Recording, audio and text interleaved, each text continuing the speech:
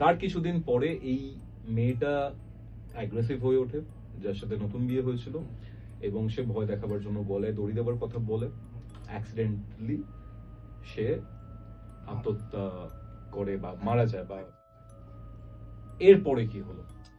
বললো দেখ এটা একটা থ্রেট হতে পারে। আর আমি যেটুকু শুনলাম তোর মুখ থেকে ঘটনাগুলো তুই যেগুলো বললি, আমার সব থেকে একটা জায়গায় অস্বস্তি হচ্ছে, সেটা হচ্ছে রটউইলার যে কুকুর যিনি আছেন, মানে কুকুরটা যেটা আছিল ওখানে, সেই কুকুর কিন্তু সহজে কাউকে থেকে ভয় পায় না। খুব ফেরোসিয়াস কুকুর হয়, কাউকে থেকে কিন্তু ভয় পায় না। ওদের অ্যাটাকিং মানে সময়টা হচ্ছে 3 থেকে 4 সেকেন্ড, তার মধ্যে অ্যাটাক করে দেয়। রিফ্লেক্স টাইম, মানে ওরা কিছু জিনিস থেকে ভয় পায় না, তার এগেনস্টে যায়, মানে তার সঙ্গে লড়তেই যায় তার সাথে।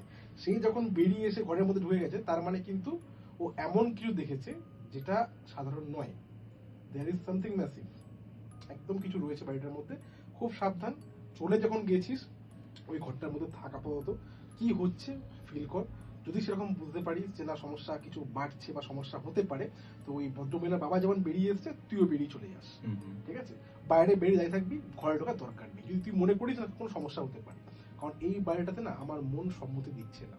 মাথা থেকে চুলের কাল থেকে চুলটা খুলে গেছে, ক্লিপে আটকে চুলটা মাথা থেকে খুলে গেছে, আর এই চোখটা বেরিয়ে এসছে, ফ্র্যাকচার হয়ে গেছে পুরোপুরি।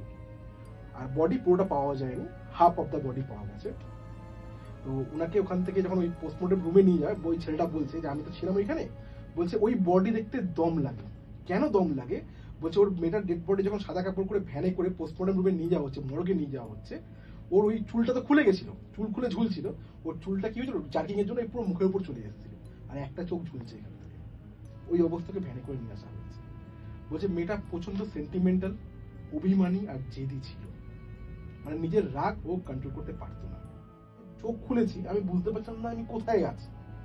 ওই টাইমটা পুরোপুরি ব্ল্যাঙ্ক। আমি কি বলবো, পিকুলিয়ার প্রবলেম হলো যে সবাইকে খুঁজে পাওয়া যাচ্ছে, যে ভদ্রমহিলা আমাকে ডেকেছিল ঋতুপর্ণা, ওনাকে পাওয়া যাচ্ছে না। আচ্ছা, উনি কোথাও নেই, কোথাও নেই, নিজের বাড়িতেও নেই। আর এই বাড়ির মধ্যে থাকলে সামনেই থাকবে, সবাই সঙ্গে সঙ্গে ঘুরছে, তো উনি কোথায় যাবে? সন্ধ্যের পর থেকে কিন্তু এই প্রবলেমটা শুরু হলো যে ঋতুপর্ণায় খুঁজে পাওয়া যাচ্ছে না। ফ্র্যাকশন অফ সেকেন্ডে মনে হচ্ছে সিঁড়ির ওখান থেকে কেউ দাঁড়িয়েছিল, সে দৌড়ে লাফিয়ে, যেটা ভদ্রমহিলা বলেছিল, জাম্প করে ওই রেলিং থেকে বেরিয়ে গেল কেউ।